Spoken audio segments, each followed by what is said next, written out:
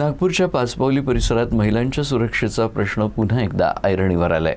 Morning walk करत असणाऱ्या विवाहित महिलेचा एका इसमानं विनयभंग केला, तर दुसरीकडे शाळेतून घरी जाणाऱ्या विद्यार्थिनीचा पाठलाग करून तिला धमकावण्यात आलाय।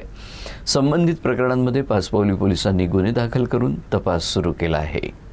पहिली घटना वैशालीनगर गार्डन परिसरात घडली। स्थानिक महिला मॉर्निंग वॉक दरम्यान सार्वजनिक शौचालयात गेल्या असता त्या बाहेर येताच ईश्वर सहारे या इसमानं त्यांचा हात पकडून त्यांच्याशी छेडछाड केली। महिलेच्या तक्रारीवरून पाचपावली पोलिसांनी आरोपी विरुद्ध गुन्हा दाखल केला असून त्याला ताब्यात घेऊन पुढील तपास सुरू केला। वैशालीनगर येथे गार्डनमध्ये एक महिला मॉर्निंग वॉक घेतला आणि मॉर्निंग वॉक नंतर ती बाथरूमला गेली आणि ज्यावेळी बाथरूममधनं बाहेर निघाली त्यावेळी एका आरोपीने ईश्वर सहारे नावाक आरोपीने तिचा हात धरून विनयभंग केला।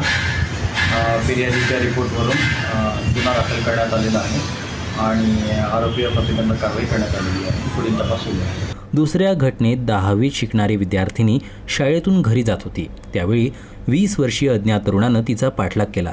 त्यानं विद्यार्थिनीला जबरदस्तीनं अडवून तिच्याशी छेडछाड केली, तसेच मोबाईल क्रमांक मागितला आणि नंबर न दिल्यास उचलून नेण्याची धमकी दिली। या घटनेनंतर विद्यार्थिनीच्या आईनं पाचपावली पोलीस ठाण्यात तक्रार दाखल केली।